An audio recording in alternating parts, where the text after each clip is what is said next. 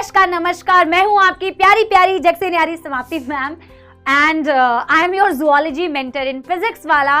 और यूजुअली आप लोगों ने तो मुझे लेक्चर्स लेते हुए देखा ही है, बट आज मैं आप लोगों से कुछ अपने मन की बात, दिल की बात करने के लिए आई हूँ। जैसा कि नीट का जो एग्जाम डेट है वो आ चुका है, इट इज़ ऑन 5 मई 2024 और इस अनाउंसमेंट के साथ में कई लोगों की दिल की धड़कनें तो बहुत ज़्यादा बढ़ गई हैं और कई लोग बहुत खुश भी हैं कि चलो फाइनली जिस चीज़ की हम तैयारी कर रहे थे अब वो दिन आ चुका है मतलब वो दिन बस आने ही वाला है। कई लोग कंफ्यूज होंगे, कई लोग ये सोच रहे होंगे, ओ गॉड पता नहीं तैयारी सही हुई है कि नहीं हुई है। Mix of lot of emotions and I can totally feel that, क्योंकि मैं भी एक टाइम पे नीट एस्पिरेंट थी। और आज मैं सिर्फ आप लोगों से थोड़ा सा बात करना चाहती हूँ, आप लोगों को थोड़ा कंफर्टेबल फील कराना चाहती हूँ, आप लोगों के साथ में अपनी नीट की जर्नी शेयर करना चाहती हूँ। तो मेरी जो नीट की जर्नी थी वो काफी लेट एक्चुअली स्टार्ट हुई। I was a KV student, मेरे डैड आर्मी में थे और हर दूसरे तीसरे साल हमारी पोस्टिंग हो जाती थी पापा की, और हर दूसरे तीसरे साल स्कूल चेंज होता था और मेरे को बेटा आधा टाइम यही स्कूल में एडजस्टमेंट करने में लग जाता था, नए दोस्त बनाने में, टीचर्स के साथ एडजस्टमेंट में। तो मेरा most of the time schooling का जो है ऐसे ही बीता।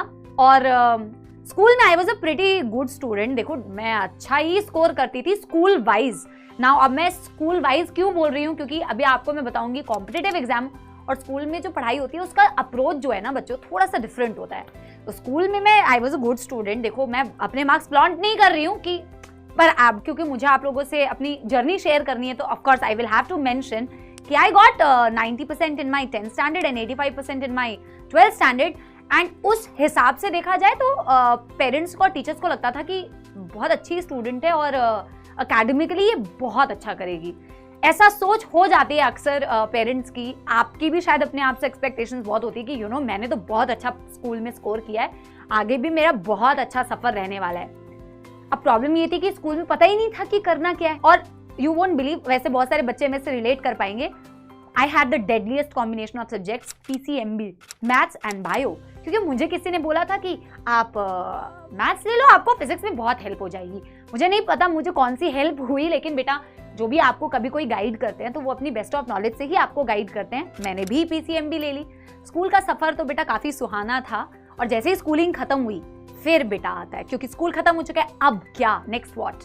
मैंने भी तभी सोचना स्टार्ट किया, मेरे पेरेंट्स ने भी तभी सोचना स्टार्ट किया, नाउ व्हाट।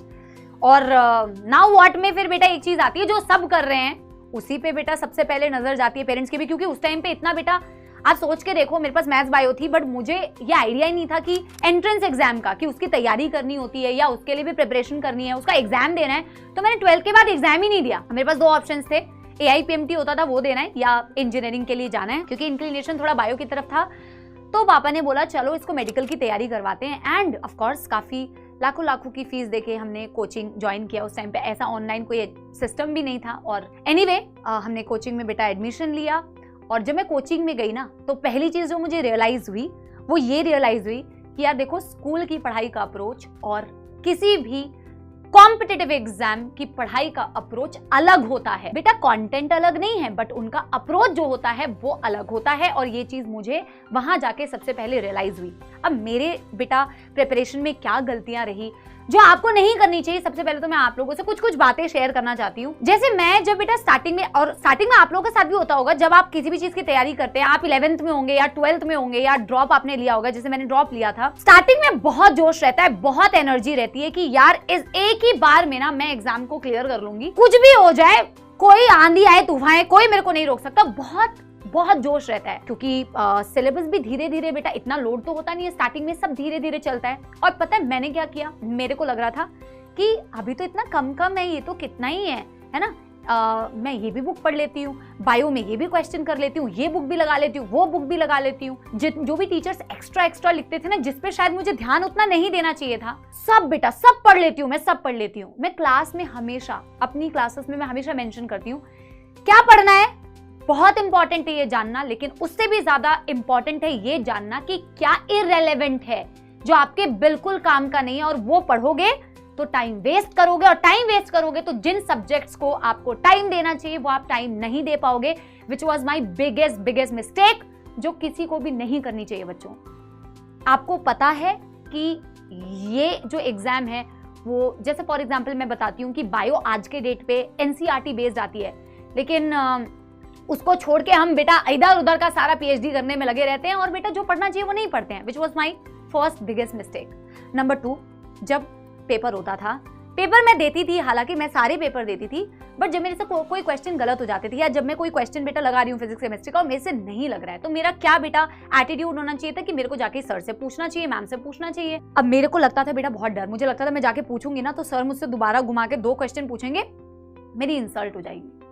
बेटा ये कौन सी इंसल्ट है, मतलब मैंने इस अपनी इज्जत बचाने के चक्कर में पता नहीं मैंने अपना कितना बड़ा नुकसान किया। अगर आप कोई मिस्टेक्स करते हो और वो मिस्टेक्स के बाद बेटा आपको पता ही नहीं चलता कि उसका करेक्ट सोल्यूशन क्या है, तो बेटा आप ना पीछे होते जा रहे हो, which was another big mistakes. और इसके साथ शायद मैंने और भी कुछ गलतियां की होंगी, बट एक चीज जो मैं मानती हूँ कि मैंने किया, दैट वॉज एफर्ट्स। मैंने मेहनत की बच्चों, लेकिन वही कहावत है ना यार कि मेहनत, अगर बेटा मेहनत करने का डायरेक्शन अगर सही ना हो, और गधों वाली मेहनत कहते हैं ना, अगर वो करो बेटा तो आपका जो रिजल्ट होता है ना वो भी फ्रूटफुल नहीं आता है, और शायद ऐसा ही कुछ मेरे साथ हुआ। एनीवे, मैंने अपना पहला AIPMT दिया एंड मेरा सिलेक्शन नहीं हुआ।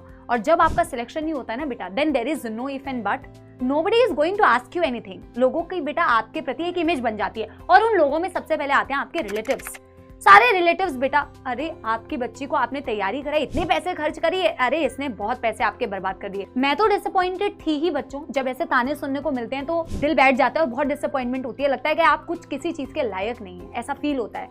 इनफैक्ट एक वक्त ऐसा था कि जब मैं अपने पेरेंट्स को भी देखती थी ना, तो मुझे अपने पेरेंट्स को देख के ऐसा फील होता था कि वो लोग भी मेरे से बहुत डिसअपॉइंटेड हो गए हैं। अब मैं कैसे प्रूव करूं बच्चों की मैंने मेहनत की थी, क्योंकि अकॉर्डिंग टू एवरीवन आपका जो रिजल्ट होता है वही प्रूफ होता है कि आपने मेहनत की या नहीं की। एवरीवन हैज अ चॉइस, सबके पास एक चॉइस होती है बच्चों। या तो डिप्रेस हो जाओ, हार मान जाओ, दुखी हो जाओ कि मैं कुछ नहीं कर सकती हूँ, मेरे से कुछ नहीं होगा, और या तो बेटा आपके पास ये चॉइस है कि मैं यहां से भी आगे बढ़ सकती हूँ।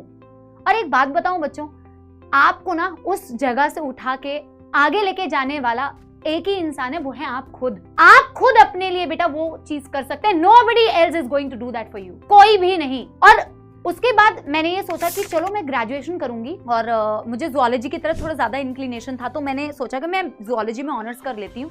पर जिस कॉलेज से मैं करना चाहती थी, क्योंकि माहौल ऐसा बेटा हो चुका था, स्थिति ऐसी थी कि ऑफ कोर्स मेरा एडमिशन वहां नहीं करा के जहां से मैंने ग्रेजुएशन करी। हालांकि मैं भी बहुत डिसअपॉइंटेड थी, मैं भी बहुत बेटा दुखी थी, लेकिन मैंने सोचा कि देखो मेरे पास यही ऑप्शन है और मुझे यहीं से बेटा करना है जो भी करना है। और जब मैं ये कहती हूँ ना स्टूडेंट्स को, जब भी मैं ये बात कहती हूँ, बेटा 100 लोग होते हैं, वैसे कुछ तो लोग कहेंगे, लोगों का काम है कहना, मुझे पता है, मेरे को भी कहते हैं लोग। जब मैं ये कहती हूँ ना कि यार आपकी की हुई मेहनत ना कभी काम आती है, तो कहते हैं अरे मैम बोलना बहुत आसान है, अरे मैम होता कुछ और है, बोलने वाली बात है। पर मेरे साथ ऐसा हुआ है।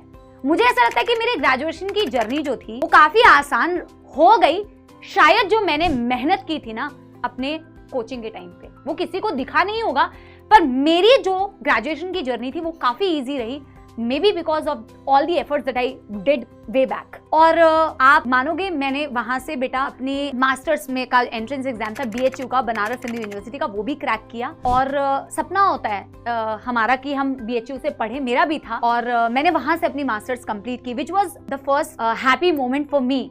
और वहीं से मेरी बेटा प्लेसमेंट हुई।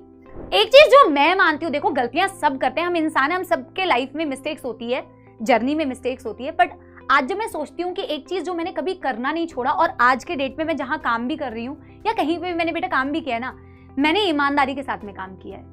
मैंने हमेशा बेटा, मैं आप विश्वास मानो, मैंने 100 नहीं, मैंने 200% दिया है। कोई भी काम जो मुझे दिया जाता है, मैं सोचती हूँ मुझे उसमें अच्छा करना है, मुझे उसमें जितनी जान लगानी है, मेहनत करनी है, मैं अपना 200% देके मेहनत करूंगी, उस चीज में कमी नहीं होनी चाहिए। क्योंकि देखो झूठ तो मैं मम्मी पापा से बोल सकती हूँ, टीचर से बोल सकती हूँ कि मैंने बहुत मेहनत की थी।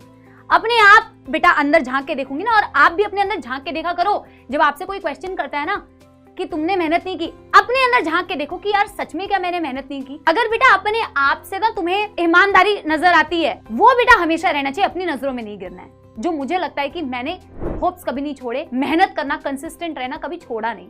आज जब मैं देखती हूँ अपनी जर्नी को, तो मुझे लगता है वो सारा पेन ना, वो सारा कष्ट जो है ना, वो हट जाता है जब मैं अपने पेरेंट्स के चेहरे पर वो प्राउड फीलिंग, वो डिसअपॉइंटमेंट वाली फीलिंग थी एक टाइम पे, और आज जब मैं उनके फेस पे बेटा वो प्राउड फीलिंग देखती हूँ ना, दैट कि मैं उनकी डॉटर हूँ और they are proud of me, वो फीलिंग जब मुझे उनके चेहरे पे नजर आती है तो मेरा वो सारा पेन जो है ना बेटा वो गायब हो जाता है। अब मैं बहुत सारा बेटा इमोशनल अपना इसे कंटिन्यू ना करते हुए मैं आपसे एक चीज कहना चाहती हूँ कि मेरी जर्नी से देखो आप क्या सीख सकते हो। सबकी जर्नी अलग अलग होती है बच्चों, आपको अगर कुछ सीखना चाहिए तो मुझे लगता है कि फेलियर्स आते हैं, अगर फेलियर आते हैं तो there is always an option कि डिप्रेस हो जाओ, रोते रहो, या वहां से अपने आप को उठाओ और आगे बढ़ाओ।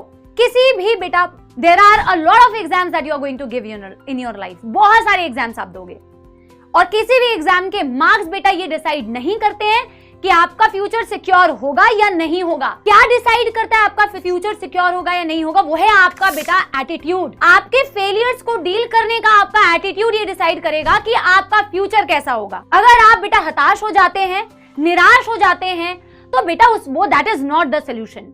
अपने आप को वहां से बेटा खुद उठाओ और आगे बढ़ाओ और कहो कि मैं इस लायक हूं और मैं ये कर सकता हूँ, मैं ये कर सकती हूँ। There is no one बेटा who is going to help you. It is only you yourself. अपने लिए मेहनत करो, ईमानदार रहो। ईमानदारी से की हुई कोशिश बेटा कभी जाया नहीं होती। मैं अपनी जर्नी से सच्ची दिल से आपसे ये बात बेटा कह सकती हूँ। हम सबकी जर्नी बच्चों अलग अलग होती है, मेरी जर्नी अलग है, शायद आपकी जर्नी अलग होगी, सबकी जर्नी अलग होती है, बट एक चीज बेटा चेंज नहीं होना चाहिए, वो है आपके एफर्ट्स और आपकी डेस्टिनेशन। ठीक है, आपकी ईमानदारी बेटा 100% होनी चाहिए और बढ़िया लगे रहो बच्चों। जो काम आपको दिया जाए मन लगा के उस चीज को करो, कभी हिम्मत मत हारना बच्चों। ठीक है, and lots of love to all of you. बहुत सारी blessings, all the very best. Thank you.